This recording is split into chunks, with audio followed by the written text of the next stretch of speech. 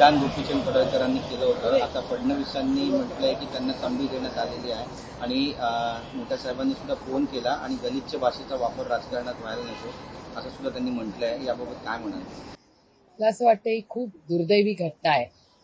राजकारणात मतभेद हे असलेच पाहिजेत. एका सशक्त लोकशाहीमध्ये मतभेदच जिथे असतील त्याला लोकशाही म्हणतात.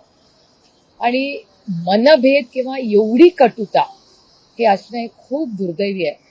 महाराष्ट्रात वाचाळवीरांची कमतरता नाही, पण त्यातून जे सत्तेमध्ये असतात त्यांच्यावर याची जबाबदारी जास्त असते. एक खूप अस्वस्थ करणारी, वेदना देणारी जी घटना काल झाली त्याचा मी जाहीर निषेध करते आणि विनम्र विनंती माननीय मुख्यमंत्र्यांना करते. मान्य आहे तुम्ही सत्तेत आहात, मान्य आहे तुम्हाला एवढा मोठा मॅन्डेट दिलाय, पण माझी एक सुसंस्कृत महाराष्ट्राच्या सुसंस्कृत मुख्यमंत्र्यांकडून माझी अपेक्षा आहे की ते त्यांच्या टीममधल्या लोकांना जरूर सांगतील हा छत्रपतींचा महाराष्ट्र आहे, शाहू फुले आंबेडकरांचा महाराष्ट्र आहे, कैलासवासी यशवंतराव चव्हाणांचा महाराष्ट्र आहे. त्यामुळे या सुसंस्कृत महाराष्ट्राला गालबोट लावू नका अशी माझी विनंती.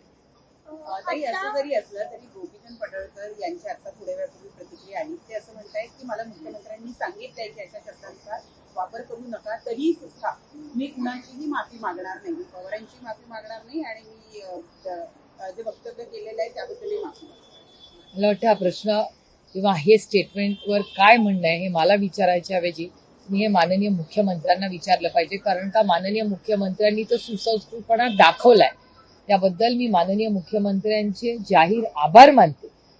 त्यांच्या टीममधल्या लोकांनी कसं वागायचं आता त्याची अकाउंटेबिलिटी माननीय मुख्यमंत्र्यांनाच याचं उत्तर असेल. पण हे जे काय झालं हे दुर्दैवी झालं आणि कुठल्याच म्हणजे आमच्याही बाजूनी किंवा त्यांच्याही बाजूनी कोणीच अशी स्टेटमेंट कधीच करू नये ह्या मताची मी आणि खूप महाराष्ट्राचं नुकसान ह्याच्यामध्ये होतं. पण यामध्ये काही राजकारण तुम्हाला वाटतंय का?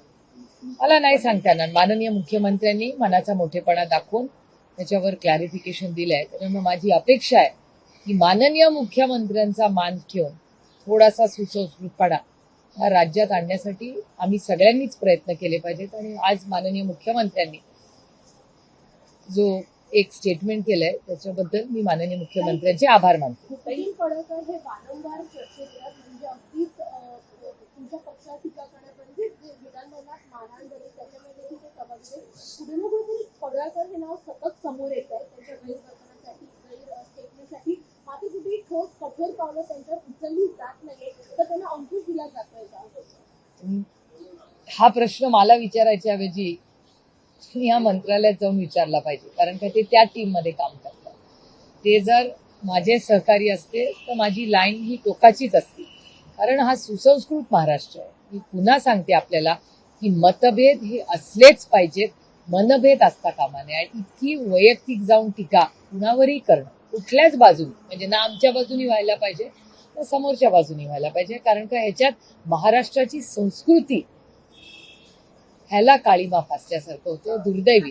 काही एक टीका तुमच्यावर सुद्धा छगन भुजबळ साहेबांच्या वतीने करण्यात येते की तुम्ही मराठा मोर्चा ज्यावेळेला मुंबईत झाला त्यावेळेला तुम्ही तिथे त्यांना समर्थन देण्यासाठी गेलात, परंतु जेव्हा ओबीसीच्या मोर्चाचा किंवा ओबीसी आंदोलनाचा मुद्दा येतो त्यावेळेला सुप्रिया सुळे काहीच बोलत नाही. ते कधी बोलले ते? त्यांचं काल कारण का काल संध्याकाळी मी त्यांना फोन केला आणि ते म्हणले मी असं म्हणलेलो नाही.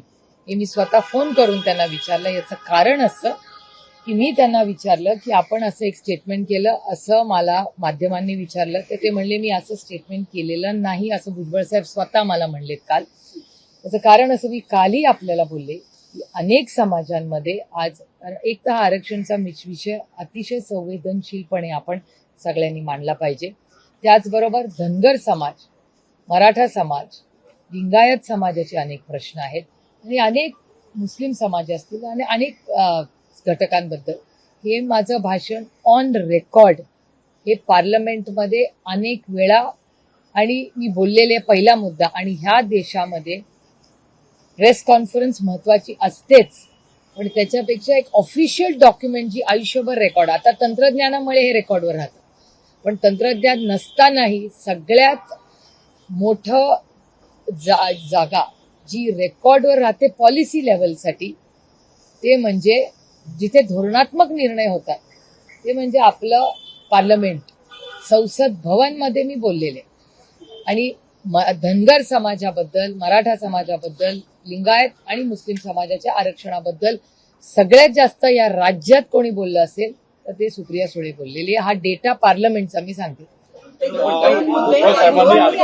सगळ्यांना आरोप देते. दोन मुद्दे आज सकाळच्या प्रेस कॉन्फरन्स मध्ये किंवा सकाळच्या बाईटमध्ये छगन भुजबळचे बोलले. ते दोन मुद्दे मी सांगते, दोन्ही पवार साहेबांबद्दलचे. जरूर. एक, त्यांनी मुद्दा हा सांगितला की पवार साहेब ज्यावेळेला महाविकास आघाडी सरकार होतं त्यावेळेला मराठा उपसमितीमध्ये सगळे मराठेच होते. त्यावेळेला पवार साहेब काही बोलले नाही. आज मात्र ते म्हणतात की मराठा उपसमितीमध्ये सगळे मराठेच कसे. नंबर 1. नंबर 2, ते असं म्हणाले की पवार साहेबांनी त्यावेळेला वेगळी भूमिका घेतली होती, आता वेगळी भूमिका घेतली होती. मराठा समाजाला ओबीसी मधून आरक्षण दिलं जावं याबद्दल स्पष्ट भूमिका ते का घेतली? एक तर मी हात जोडून, आणि बाईट दाखवणार असला तर पुरी दाखवा, मी हात जोडून विनंती एका गोष्टीची करते की भुजबळ साहेब हे माझ्या वडिलांच्या वयाचे आहेत. त्याच्यामुळे आपल्यापेक्षा वयाच्या मोठ्या माणसाबद्दल, त्याच्या मताबद्दल आपण काही वेगळं मत मांडावं एवढी काही मी मोठी नाही, ना वयानी ना कर्तृत्वानी. त्याच्यामुळे विनम्रपणे मी आता विरोधात त्यांच्या बसते, म्हणून त्या छोट्याशा जागेतून मी त्यांच्याबद्दल हे बोलते, ह्याची नोंद सगळ्यांनी घ्यावी. कारण का भुजबळ साहेब सगळ्याच वतीने माझ्यापेक्षा मोठे आहेत. त्याच्यामुळे खूप विनम्रपणे, पॉलिसी लेवल म्हणून मी ह्याचं उत्तर खूप विनम्रपणे देते. हा माझा सगळ्यात महत्वाचा मुद्दा. दुसरा मुद्दा, मी खूप विनम्रपणे भुजबळ साहेबांना विचारू इच्छिते किंवा आज या सरकारमध्ये जे जे महाविकास आघाडीमध्ये होते त्या सगळ्यांना विनम्रपणे विचारू इच्छिते की त्या सगळ्या पॉलिसीमध्ये तुम्ही सगळे पवार साहेबांनाच नेता मानत होता ना. तुम्ही त्यांच्याच पक्षामध्ये, ते ज्या पक्षाचं नेतृत्व करायचा त्या पक्षातच तुम्ही होता. त्याच पक्षातून तुम्ही मंत्री झाला, उपमुख्यमंत्री झाला. तुमच्या कष्टाच्या आहेत, मी नाही म्हणत नाही, त्या पक्ष वाढवण्यात तुमचेही कष्ट होते. पण मग तेव्हा महाविकास आघाडीवर जेव्हा हे लोक टीका करतात, जे महाविकास आघाडीमध्ये मंत्री होते, याचा कैसा चलेगा, तेव्हा तुम्ही का नाही बोलला? आणि त्यावेळीस काय मीटिंगमध्ये कुठे काय झालं याचं उत्तर मला नाही देता येणार. पण पवार साहेब तेव्हा मुख्यमंत्र्यांशी बोलले असतील का नाही हे मला नाही माहिती, कदाचित बोललेही असतील, आपल्याला काय माहिती. पण भुजबळ साहेब त्या मंत्रिमंडळात होते तेव्हा त्यांनी पवार साहेबांची याची का नाही चर्चा केली? ते होते ना त्या मंत्रिमंडळात. पण आता छगन भुजबळ साहेब मुख्यमंत्री देवेंद्र फडणवीस यांचं कौतुक करतायत, म्हणतायत की एकमेव देवेंद्र फडणवीसच आशीचा किरण आहे ओबीसी मंत्रिमंडळ. ठीक है ना, समय समय में बहुत बड़ी बात होती है, हर नई सुबह होती है. भुजबळ साहेब पवार साहेबांबद्दल हेच 20 वर्ष बोलत होते, आधी बाळासाहेबांबद्दल हेच बोलायचे, त्याच्यानंतर आदरणीय पवार साहेबांबद्दल तुमच्याच चॅनलवर मी 20 वर्ष पाहिलंय ते बोललेत, आता देवेंद्रजींबद्दल बोलतायत. त्याच्यात पोलिसांवरच्या लाठीचार्ज मागे शरद पवार पक्षाच्या आमदारांचा हात आहे मी खूप विनम्रपणे आदरणीय माननीय भुजबळ साहेबांना विनंती करते की तुम्ही एक खूप मोठा आरोप हा आदरणीय पवार साहेबांच्या पक्षात जिथे मी काम करते त्याच्यावर केलेला आहे. माझी हात जोडून भुजबळ साहेबांना विनम्र विनंती आहे की ह्याचा एव्हिडन्स काय, ह्याचा प्रूफ काय, ही मीटिंग कधी झाली, कुठे झाली आणि कोण. तुम्ही सत्तेमध्ये आहात, त्याच्यामुळे आमच्यापेक्षा तुम्हालाही माहिती असेल. माझ्या माहितीप्रमाणे अशी मीटिंग झालेली माझ्या कानावर आलेली नाही, ना कुठल्या वर्तमानपत्रात आलेली आहे, ना कुठल्या रिपोर्टमध्ये मी तरी ना ऐकली आहे ना वाचली आहे. त्याच्यामुळे मी खूप हात जोडून विनम्रपणे माननीय भुजबळ साहेबांना विनंती करते की ही मीटिंग कुठे झाली, किती वाजता झाली, कोण हजर होतं, त्या सगळ्याचं त्यांनी पारदर्शकपणे ती माहिती देशाला सांगावी, राज्याला सांगावी. मलाही उत्सुकता आहे की कोण होतं, त्याचा एव्हिडन्स काय, तुमच्याकडे रिपोर्ट आहे का. आणि मग रिपोर्ट असा असेल तर त्यांनी मीडियाला सांगायच्या ऐवजी याच्यात पोलिसला कंप्लेंट केली पाहिजे. माननीय मुख्यमंत्री होम मिनिस्टर आहेत ना, त्यांना सांगितलं पाहिजे ना. तुम्हाला सांगितलं तर ठीक आहे, पण मग त्यांना जर एवढी मोठे जर त्यांनी आरोप केलाय मग ते पोलीस स्टेशनवर का नाही गेले? जर मला तुम्ही सांगितलं की सुप्रिया सुळे इथे दंगल झाली आणि अशी, मी तुमच्याशी नाही गप्पा मारत बसणार, मी पहिल्या राज्याच्या होम मिनिस्टरकडे जाईन, अरे बापरे अशी घटना झाली, अशी माहिती आहे, हा एव्हिडन्स. नुसतं मीडियामध्ये आरोप करून कसं चालेल. भुजबळांनी असे म्हटलंय की आम्ही मनातले दिवे आहोत आणि जिवंत राहण्यासाठी आम्हाला हे दाखवावं लागेल असे म्हणाले. काय दाखवायला लागेल? ताकद दाखवायला. ताकद दाखवावं लागेल. नाही, त्याच्यात काय गैर काय? भुजबळ साहेबांनी खूप सहन केले हो. मी स्वतः त्यांच्या कुटुंबाचं दुःख पाहिलंय. तुम्हाला आठवत असेल तेव्हा पक्ष एक होता, तेव्हा पक्षातून फक्त मी एकटीच आहे जी आर्थर रोड जेलला त्यांना भेटायला गेले होते. भुजबळ साहेबांच्या कुटुंबाचं दुःख जेवढं मी जवळून पाहिले, खूप सफर केलंय त्या फॅमिलीने. भुजबळ साहेबांची नातवंड असतील, सुना लेकी असतील, अहो त्यांची अश्रू एक वेळ ते विसरले असतील, पण मी नाही विसरलेले. अहो कधी काळी एका ताटात जेवलेले आम्ही लोक आहोत. ज्या वेदना त्यांची नातवंडांनी भोगलेल्या आहेत त्या मी स्वतः पाहिलेल्या आहेत. अहो कोर्टात मी किती वेळा भुजबळ फॅमिली बरोबर गेली आहे. आर्थर रोड जेल मी कधीच पाहिलं नव्हतं, हे पहिल्यांदाच पाहिलं मी. भुजबळ साहेब होते तेव्हा मी भेटायला गेले होते आणि मी त्याच्यात कमीपणा किंवा काही मी गेले याचं मी सांगत नाहीये. मी तुम्हाला वास्तव सांगते, कारण का मला वेदना होत्या. आमच्या चांगल्या वाईट काळात भुजबळ साहेब आमच्यावर राहिलेले आहेत आणि ती व्यक्ती खरं खोटं आरोप प्रत्यारोप मला माहिती नाही, म्हणजे त्यांची केसचा अभ्यास मी आजपर्यंत केलेला नाही. आणि तेव्हाही मला वाटत होतं की कदाचित भुजबळ साहेबांनी काय आरोप प्रत्यारोपचा अभ्यास मी केला नाही, ते माझा पिंड नाही, ती माझी कॉर्स्ट्रेन नाही. पण त्या काळात त्यांच्या सुना लेकींबरोबर, त्यांच्या मुलीबरोबर, त्यांच्या नातवंडांबरोबर ताकदीने यावर उभं राहिलं, ही माझी नैतिकता होती. बाकी त्याच्या मागे माझं काही नव्हतं. कोण गेलं होतं मला सांगा? पक्ष तेव्हा एक होता ना.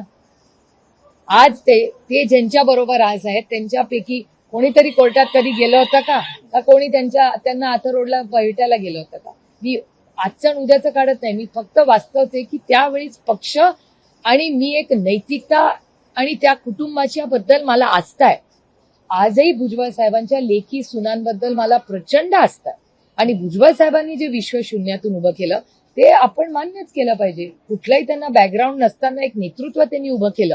ते आज आमच्याबद्दल काही बोलले तरी मी कधीच विसरणार नाही, कारण का माझ्या आईने माझ्यावर संस्कार केलेत की आपल्या बरोबर जेव्हा एवढी जरी कोणी 2 पैशाचीही मदत आपल्याबरोबर केली असेल तर सुप्रिया त्या मिठाला जाग आयुष्यभर लक्षात ठेव, ही माझी आई नेहमी मला सांगते.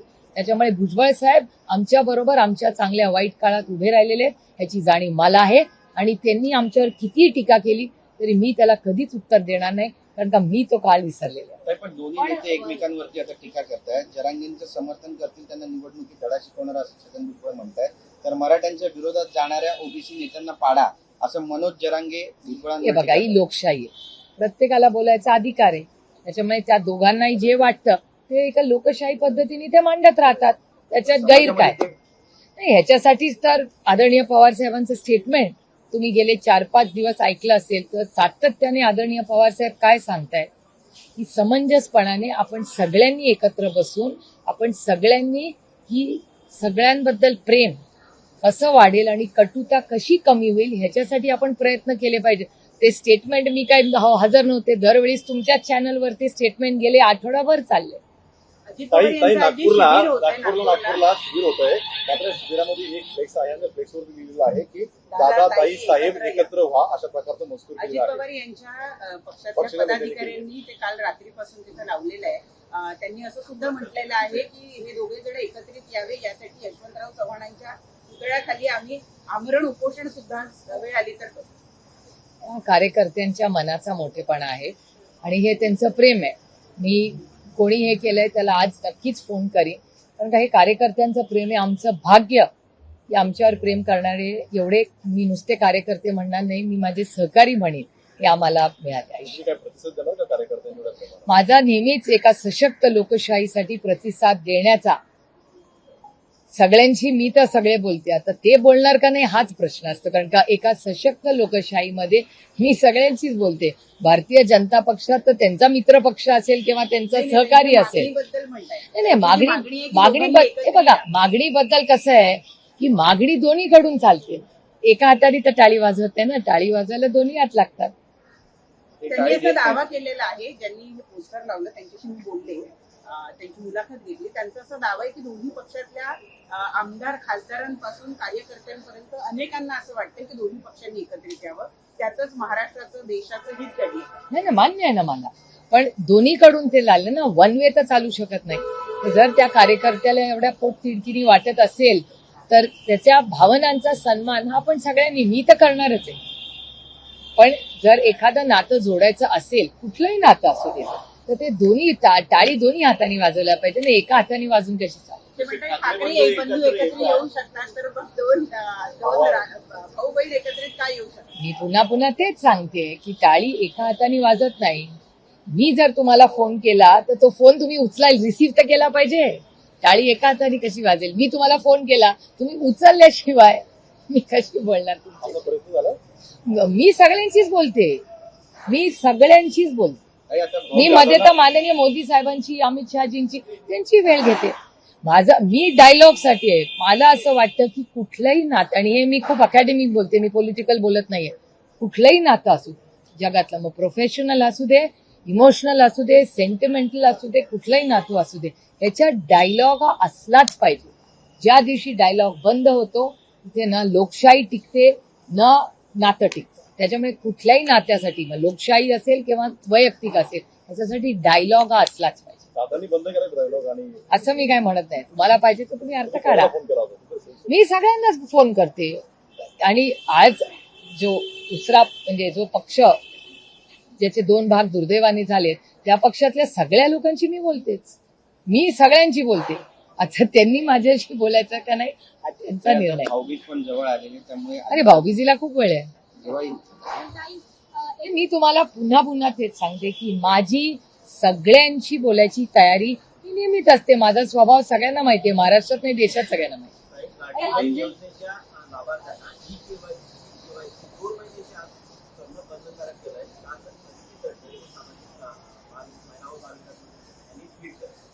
नाही नाही, आता उशिरा का होईना काय त्यांना नक्की पॉलिसीचं करायचं हे कळत नाही. नाही नाही, मला नाही सांगता येणार. ह्याचं उत्तर तुम्हाला महाराष्ट्राच्या सरकारला विचारावं लागेल. याचं कारण असं की पहिल्या टप्प्यात 26 लाख लोक कमी केली. आता काय म्हणून ती 26 लाख कमी केली, कोण 26 लाख कमी केले, हे सगळं पारदर्शकपणे त्यांनी सांगितलं पाहिजे ना आपल्याला. कारण का एखादी एवढी मोठी योजना जेव्हा तुम्ही सुरू करता, त्या 26 लाख लाभार्थी त्याच्यातले एका फटक्यात कमी होतात, हे शॉकिंग आहे. अंजली दमाने कुठेतरी ही योजना बंद पडण्याच्या मार्गावरती आहे अंजली का? दमाने यांचे पती अनिल हे राज्य सरकारच्या मित्र संस्थेच्या मानद सल्लागारपदी त्यांची नियुक्ती झाल्यानंतर एकूणच अंजली दमाने यांच्या आतापर्यंतच्या कारकिर्दीत खास करून त्यांनी राष्ट्रवादीवरती नेत्यांवरती अनेक आरोप केले होते. कसं बघता? मी तुम्हाला खरं सांगू का, आम्ही प्रोफेशनल जाऊ. सदानंद सुळे काय करतात ह्याचा माझ्या पॉलिटिकल सिस्टमशी काय संबंध? मी माझं स्वतःचं उदाहरण देते. आम आदमी पार्टी जेव्हा स्थापन झाली तेव्हा साऊथ मुंबईमधून एक महिला इलेक्शन लढल्या होत्या. माझा नवरा स्वतः, मी कॅन्डिडेट होते बारामतीवर, माझा नवरा त्या महिलेच्या बद्दल अनेक चांगल्या गोष्टी आम आदमी पार्टी म्हणून नाही पण ते कॅन्डिडेट म्हणून त्यांच्याबद्दल सोशल मीडियावर लिहित होत्या. म्हणजे सदानंद सुळेंचं एक मत आणि माझं एक मत हे वेगळं असू शकत नाही का? आणि का नसावं ते? म्हणजे सदानंद सुळेंनी मी जो विचार करते, माझी जी विचारधारा आहे त्याच्यावरच राहिलं पाहिजे. हा नियम कायदा कुणासाठी आणि कशासाठी? We are two professional individuals. सदानंदचं एक मत आणि माझं एक मत, व्हॉट्स द बिग डील? पण त्यांनी खास करून राष्ट्रवादीच्या नेत्यांवरती मग त्यांनी सगळ्यांवरच टीका केली. सुद्धा याच्याबद्दल नाही, माझं म्हणणं आहे की Anjali Damania is a professional, mister Damania is a professional. माझ्यासाठी ते 2 वेगळे लोक आहेत आणि हे त्यांना अप्लिकेबल नाही, सगळ्यांना अप्लिकेबल. ताई, तुमचा नवरा, आता तुमचा नवरा कुठल्या चॅनल मध्ये आहे का काय आहे, how is it my business? It's not my business. We are all professionals आणि इंडिव्हिज्युअल. आता मी काय बोलते आणि सदानंद सुळे काय बोलतात, तुम्ही सदानंद काय बोलला तर ते तुम्ही माझ्यावर कसं लादू शकता? We are two independently educated, independent human beings. मग शिकलो कशाला आपण? ताई, राहुल गांधी वारंवार मतपेढीवरती बोलताना पाहायला मिळतात. महाराष्ट्रात सुद्धा विधानसभेनंतर जवळपास 14 लाख मतं वाढलेली आहेत. त्यामुळे कसं बघते आपल्याकडे? नाही, राहुलजी जे बोलतायत ते डेटा ड्रिव्हन बोलतायत आणि मला असं वाटतं, मी ऍक्च्युली राहुलजींचं कौतुक करते. काल त्यांनी एक सगळ्यात महत्वाची गोष्ट प्रेस कॉन्फरन्समध्ये सांगितली की मला बॉम्ब फोडायच्या वेळीच मला खूप विचार करून फोडायचा आहे, मला उगाच खोटे नाटे आरोप करायचे नाहीत. म्हणजे ह्याच्या बाबतीत तुम्ही राहुलजींना क्रेडिट दिलं पाहिजे की उगाच एक फटाका फोडला आणि नंतर वॉशिंग मशीन गडबड केली, असं नाही राहुलजी करत आहेत. राहुलजी फोकस्ड ॲलिगेशन्स करतात आणि ते आरोप प्रत्यारोप नाही, ते डेटा ड्रिव्हन माहिती तुम्हाला देत आहेत. व्यवस्थित प्रेझेंटेशन असतं, प्रेझेंटेशनमध्ये तो डेटा असतो. आणि राहुलजींचं मला आठवतं, तुम्ही सगळे प्रेसवाले जेव्हा एका घरात 800 लोक होते तेव्हा तुम्हीच त्या घरात गेला होता ना सगळे. की खरंच आजचे लोक एका पत्त्यात राहू शकतात का, ते तुम्ही सगळ्यांनी पाहिलेलं आहे. त्याच्यामुळे कालचाही डेटा, माझं म्हणणं आहे पारदर्शकपणे तो व्हेरीफाय करा. आमच्या कुठल्याच कशावरच विश्वास ठेवू नका. आमचं म्हणणं आहे हा डेटा आहे आणि तुम्ही तो व्हेरीफाय करा. कारण त्यामुळे महाराष्ट्रामध्ये विधानसभेनंतर 4 लाख मतं कमी होणं आणि त्यावेळी 14 लाख वाढणं याच्याकडे कसं बघताय? नाही हे ह्याचं अनालिसिस झालं पाहिजे. आता माझा स्वतःचा मतदारसंघ मी तुम्हाला सांगते, म्हणून मी कालही आपल्याशी बोलताना म्हणले की माझ्यापासून सुरुवात करा. आता माझा योगायोग असेल किंवा काय, मी 1.5 लाखांनी निवडून आले आणि विधानसभा टू लोकसभा, मी काय आरोप करत नाही कारण का माझा डिटेल मी अभ्यास नाही केला, पण योगायोग म्हणून तुम्हाला सांगते की बारामती लोकसभा मतदारसंघात विधानसभेपर्यंत बरोबर 1.5 लाखच मतं वाढली आहेत. हा योगायोग असू शकतो, पण हे खूप इंटरेस्टिंग होतं. मतदार याद्यांवर लक्ष ठेवा असं तर राज ठाकरे पण म्हणतायत. नाही मतदार याद्यांवर लक्ष ठेवायलाच पाहिजे, कारण का डेटा सांगतोय ना. राहुलजींनी जो डेटा मांडलाय किंवा आपल्या पनवेलच्या केसमध्ये जो डेटा आलाय तो धक्कादायक आहे. त्याच्यामुळे हे दुर्दैव आहे, कारण आम्ही इलेक्शन कमिशनवर विश्वास ठेवणारी लोक होतो आणि इलेक्शन कमिशन बद्दल असे जेव्हा प्रश्नचिन्ह येतात तेव्हा काळजी वाटते. देशाच्या ऐक्याची वाटते, संविधानाची वाटते आणि लोकशाहीची काळजी वाटते. ताई, संजय राऊत यांना घरात घुसून मारेन असा एक इशारा किंवा असा एक धमकी शिंदे गटाच्या आमदारांनी दिली. मी त्याचा जाहीर निषेध करते. त्या वाचाळ वीरांची कमतरता, म्हणजे काल जयंतरावांवर झालेला हल्ला, आज संजय राऊत साहेबांवर झालेला हल्ला खूप दुर्दैवी आहे. ज्या महाराष्ट्रात, ज्या सुसंस्कृत महाराष्ट्रात माझा जन्म झाला, जे संस्कार आमच्यावर झाले, कैलासवासी यशवंतराव चव्हाणांचे संस्कार झाले, त्याच्यात ही भाषा आम्हाला, म्हणजे मला धक्का बसतो की हे महाराष्ट्राची बदनामी का करतात असं लोक बोलू. आणि या सगळ्या गोष्टी देशात जातात, ते लोक या धमक्या द्या, ह्या गोष्टी करतात, याच्यात महाराष्ट्राचं हित नाही. आणि मनभेद कशासाठी, मतभेद हे असलेच पाहिजेत लोकशाहीमध्ये, पण मनभेद ह्या टोकाचे असणं हे दुर्दैव आहे. मी याचा जाहीर निषेध करते. राहुल गांधींच्या आरोपानंतर आज राजूरा विधानसभा मतदारसंघाचे आमदार देवराव बोम्हाडे यांनी पत्रकार परिषद, त्यांचं म्हणणं असं आहे 6,850 मतं ऍड झाली. मग त्यांनी तक्रारी केल्याच्या नंतर त्या निवडणूक आयोगाने तपासलं आणि नव्याने नावं टाकत ती होती ती रिजेक्ट केली, म्हणजे डिलीट नाही केली, रिजेक्ट केली असं त्यांचं म्हणणं आहे. आणि जवळपास 7,000 मतं ही संबंधित आमदारांनी, म्हणजे काँग्रेसच्या आमदारांची वाढलेली आहे निवडणूक निकालात. त्याची इन्क्वायरी करूया ना. जो डेटा आहे, त्यांनी जो आरोप केलाय, प्रत्यारोप जे काय झालं असेल, माझं म्हणणं आहे पारदर्शकतेची चर्चा व्हावी, काहीच हटकत नाही. चर्चा तर झाली पाहिजे. आणि इलेक्शन कमिशन स्वतःला सक्षम आहे ना डिफेंड करायला. पक्षाचे लोक कशाला डिफेंड करतात? एखादा आरोप झाला, क्लॅरिफिकेशन द्या, संबंधित लोकांनी द्यावं ना, दुसरे पक्ष कशाला डिफेंड करतात? या संदर्भामध्ये राहुल गांधींचे एक ट्विट आहे आणि त्या ट्विटमध्ये त्यांनी जेनझी या देशाचं येत्या काळातलं भवितव्य ठरवतील अशा पद्धतीचं एक वक्तव्य केलंय. नेपाळशी कुठेतरी ते विशेषतः जेनझी हा शब्द वापरला गेल्यामुळे कुठेतरी देशामध्ये अस्थिरता निर्माण करण्यासाठी हे केलं गेलंय का, अशा पद्धतीचा एक आरोप राहुल गांधी यांच्या त्या शब्दामुळे. बघा, आरोप करणारे काही आरोप करू शकतात. जेनझी हा आजकालचा नवीन मार्केटिंग मधला सगळ्यात मोठा शब्द आहे. तुम्ही कुठल्याही FMCG मध्ये जर गेला ना, तर झेनझी हा खूप नॉर्मल शब्द आहे. तुम्ही कशाला चुकीचा अर्थ काढताय आणि त्याच्याशी वाईटच जोडताय? जो आरोप करतोय त्याच्या विचारधारेबद्दल विचार झाला, विच इज अ फॅक्ट. म्हणजे माझी जी पिढी आहे, माझ्या नंतरच्या पिढीची तुम्ही आहात, तुमच्या नंतरची पिढी जेनझीची पिढी आहे. त्याच्यामुळे ह्याच्यात काही बोलणं किंवा त्याच्याशी लगेच त्याचा चुकीचा अर्थ काढून तो नेपाळशी जोडणं, ही ह्यांची विचार करायच्या पद्धतीत प्रॉब्लेम आहे, ज्यांनी आरोप केलाय तो.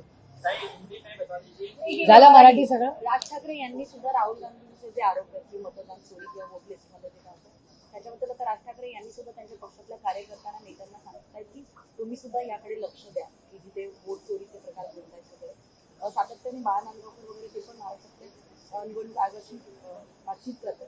तुमच्या पक्षाकडनं असं काय केलं जातं आणि आम्ही तर विरोधक जे कोणी एकत्र येतील? नाही, आम्ही इंडिया अलायन्स म्हणून ह्याच्यावर काम करतोच आहे. त्याच्यामुळे आमच्यासाठी काय हा नवीन विषय नाही. आणि जर राज ठाकरेजी पण त्याच्यात लक्ष घालत असतील तर चांगलंच आहे ना. हो, कॉपी करून पास करण्यात काय मजा आहे?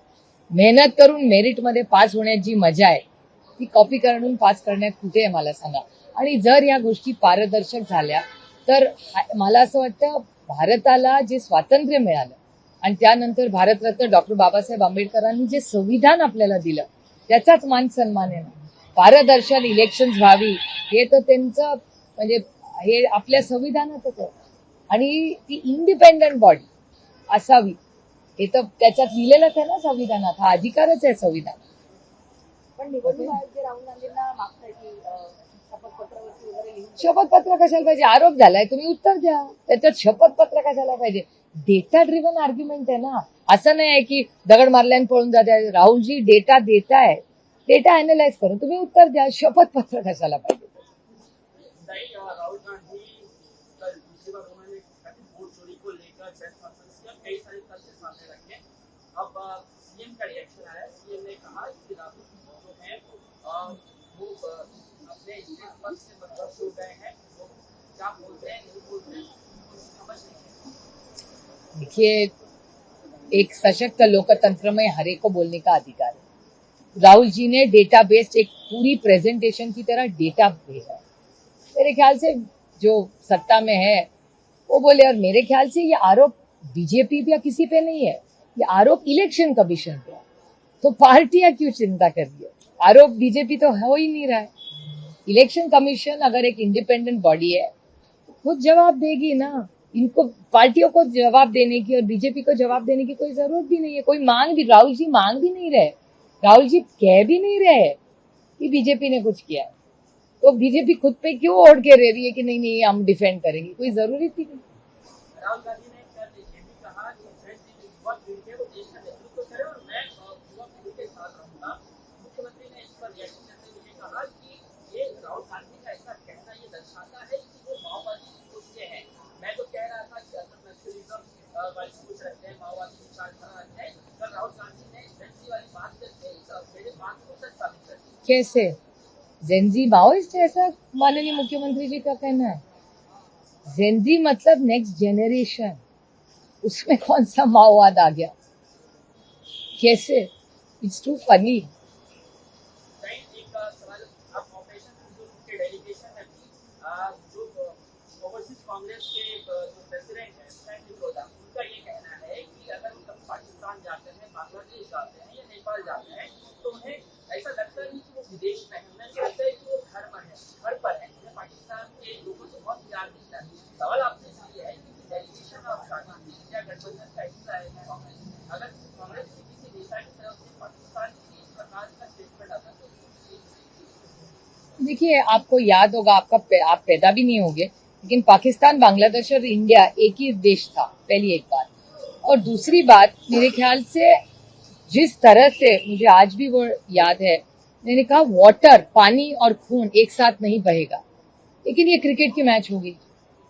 तो हम लोग भी कंफ्यूज है कि भारत सरकार की लाइन क्या है, क्योंकि मैंने खुद सुना है, मैं खुद इस डेलीगेशन को लीड कर रही थी, तो हमें ब्रीफिंग भी हुआ था and we were very clear कि पाकिस्तान से कोई बात नहीं होगी। अगर आप खून करेंगे, आतंकवाद करेंगे, हम आपसे बात नहीं करेंगे। दुनिया में कोई भी करे, और ये दुनिया की लाइन है। हर देश यही सोचता है कि अगर आप आतंकवाद करेंगे तो आपसे बात नहीं होगी। तो इधर इस तरफ आतंकवाद हो रहा है और दूसरी तरफ क्रिकेट मैच खेला जा रहा है। तो भारत सरकार ने उनकी क्या नीति है ये तो क्लियर करनी पड़ेगी।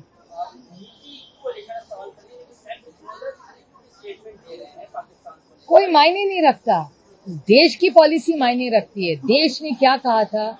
पानी और खून एक साथ नहीं बढ़ेगा, ट्रेड और टॉक्स एक साथ नहीं चलेंगे। फिर क्रिकेट और बैट बॉल कैसे चले सर? आतंकवाद हुआ है इस देश में, 26 लोग गंवाए इस देश में। कभी जाके पूछिए, आंसू देखिए उन औरतों के।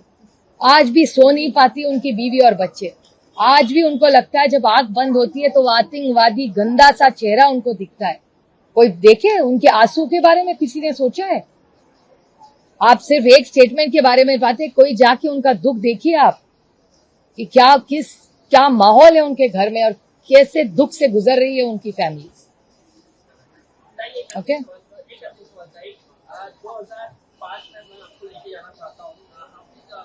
यासीन मलिक ने ये कहा है कि जब आपकी सईद से मुलाकात हुई थी मेरी, तो उस समय ये एक भारत सरकार के प्रयास से मेरी निजी मुलाकात हुई थी। एक प्रयास से शांति वार्ता की पूरी मुलाकात में आईजी को मुझे नॉलेज दिया गया था और इस मुलाकात में ये तत्कालीन प्रधानमंत्री मनमोहन सिंह ने मुझे धन्यवाद कहा था विशेष रूप से एक हलफनामे में हलफनामे में उन्होंने इन सब बातों का जिक्र किया है।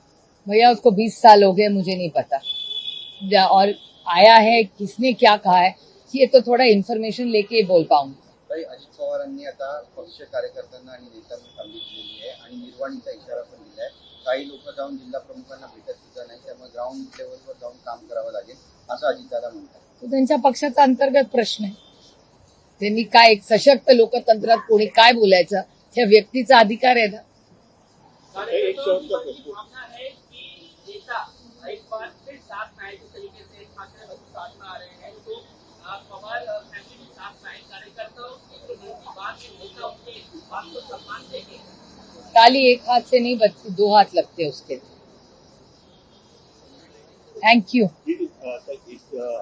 जसं गोपीचंद पडळकर यांनी वक्तव्य केलं होतं त्याच प्रकारचं आता एका आपल्या कार्यकर्त्यांनी वरळीच्या आमच्या हा गोपीचंद पडळकर म्हणजे एक सूत्र आणलंय आणि हा आमदार चुकीचं आहे, असं नाही करायला पाहिजे. मी आता त्या कार्यकर्त्याला लगेच फोन करून सांगणार आहे, असं तर नाही करता, हे गलत आहे. त्याच्यावर कुठेतरी पडदा टाकला पाहिजे. जर आम्ही म्हणतोय समोरच्यानी सुसंस्कृत वागलं पाहिजे तर आम्हीही तसं वागलं पाहिजे. आणि आमच्या कुठल्या कार्यकर्त्यांकडून असे झालं असेल तर मी स्वतः त्या कार्यकर्त्याला फोन करून सांगेन की असं करू नका प्लीज. आम्ही दुखावलं गेलोय, हो. माननीय मुख्यमंत्र्यांनी त्याच्यावर क्लॅरिफिकेशन दिलंय, आभारी आहोत. अशा गोष्टी परत करू नका अशी आमची विनम्र भारतीय जनता पक्षाला, आणि मी ज्या भारतीय जनता पक्षाला अनेक दशकात पाहिले ही नवीन भारतीय जनता पक्ष आहे. हा अटलजींची भारतीय जनता पक्ष नाही, हा अरुण जेटली साहेबांचा भारतीय जनता पक्ष नाही, ना सुषमाजींचा हा भारतीय जनता पक्ष आहे. या नवीन भारतीय जनता पक्ष आहे. कारण का जरी आमचे टोकाचे मतभेद भारतीय जनता पक्षाची असले तरी भारतीय जनता पक्ष हा एक अतिशय सुसंस्कृत पक्ष होता. माझी विनंती आहे माननीय मुख्यमंत्र्यांना की हा पक्ष एक सुसंस्कृत पक्ष म्हणून ओळखला जायचा. कृपा करून हे नवीन ब्रीड क्रॉप काय तुम्ही म्हणाल त्याला जे आलंय तुमच्या पक्षामध्ये, माझी हात जोडून महाराष्ट्राच्या मुख्यमंत्र्यांना विनंती आहे की त्यांना प्लीज आवरा.